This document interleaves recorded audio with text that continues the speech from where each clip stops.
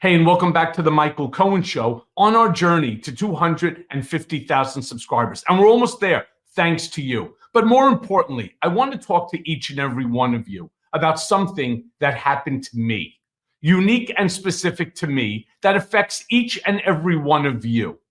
This morning, the Supreme Court of the United States rejected my case, my writ of certiorari, to be heard regarding the unconstitutional remand of me based upon my First Amendment right to free speech. Let me begin by showing you the article. Supreme Court rejects Michael Cohen's case alleging retribution by Trump over tell-all book. Let me begin by saying it's not an allegation, all right? It was discussed and said so by federal court judge Alvin K. Hellerstein. But they go on to say that the Supreme Court has denied Michael Cohen's request, that was the writ of certiorari, to hear his case against Donald Trump, who is accused of retaliating against his former attorney and fixer by wasn't keeping me in solitary confinement. He placed me into solitary confinement after I publicly discussed plans for a tell-all memoir. That was the first book that I wrote, the #1 New York Times bestseller, Disloyal. The justices, the Supreme Court justices, didn't even provide a written explanation for their decision, which came down this morning.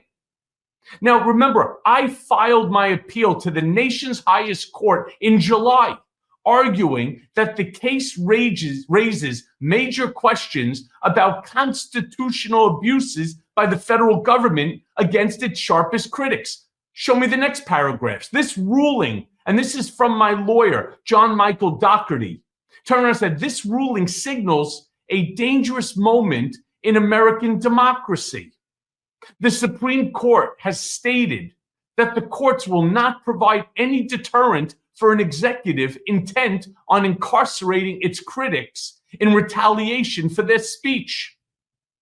Go on to the next one. So, quoting from a federal judge's prior statement, and this was a statement that was made by Judge Lyman, the Supreme Court's rejection does, and these are the words that Judge Lyman used, profound violence to the rights of Cohen and, come on, this is where I said each and every one of you, every American, all of whom now have to wonder if their speech could send them to prison without recourse other than an order granting their release. It is now up to Congress and the American people to resecure the right to speech without fear of imprisonment that the founders secured when they created this nation.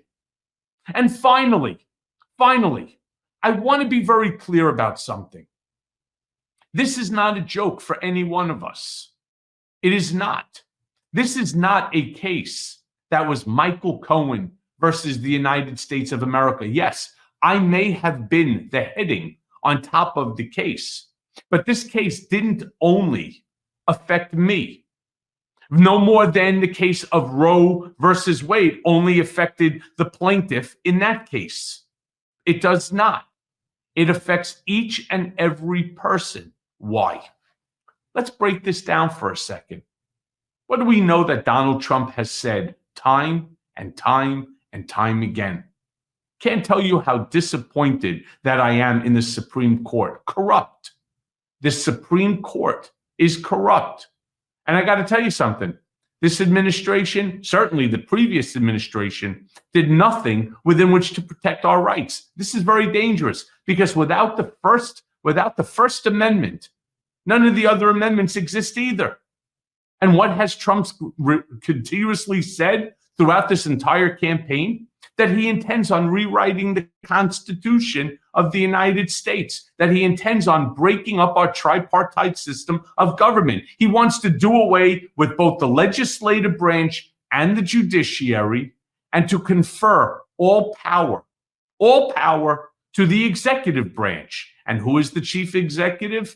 Yeah, that's right, the President of the United States. What does that mean? That means we are now in a place that with the election of Donald Trump, God forbid 1,000,000 times, if he should win, this country will lose its democratic freedoms. I want you to think for a second how things would be in North Korea, how things are, for example, in Russia. Let's just look at the case of Navalny. Vladimir Putin didn't want him to say certain things. So what did they do? They jailed him. And what did the courts in that specific case do? They came out and they said that according to the law, he's being charged with treason and he's going to end up doing, what was it, like 15 years of hard labor in a gulag. Now, what we all know is he didn't make it 15 years. The abuse that he took while incarcerated because he has no rights ultimately led to his demise. Okay? We saw the same thing take place in China. We see it take place in North Korea. We see it take place in other parts of the world, like under Viktor Orban. People who Donald Trump think are strongmen, that they are tough guys. And what do you think ends up happening? What do you think ends up happening to every journalist that writes anything negative or critical of Donald J. Trump? God forbid a million times again, if he should become president of the United States.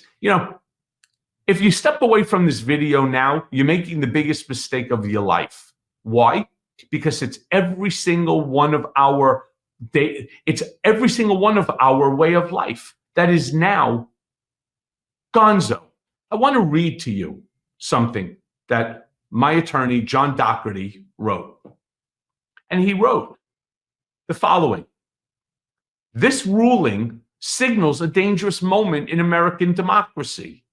In denying Mr. Cohen's petition, the Supreme Court has stated that the courts will not provide any deterrent for an executive intent on incarcerating its critics in retaliation for their speech."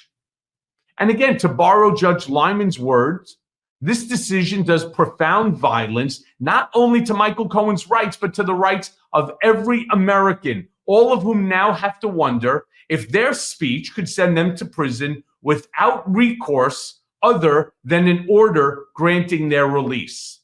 It is now up to Congress and the American people to resecure the right to speech without fear of imprisonment that the founders secured when they created this nation.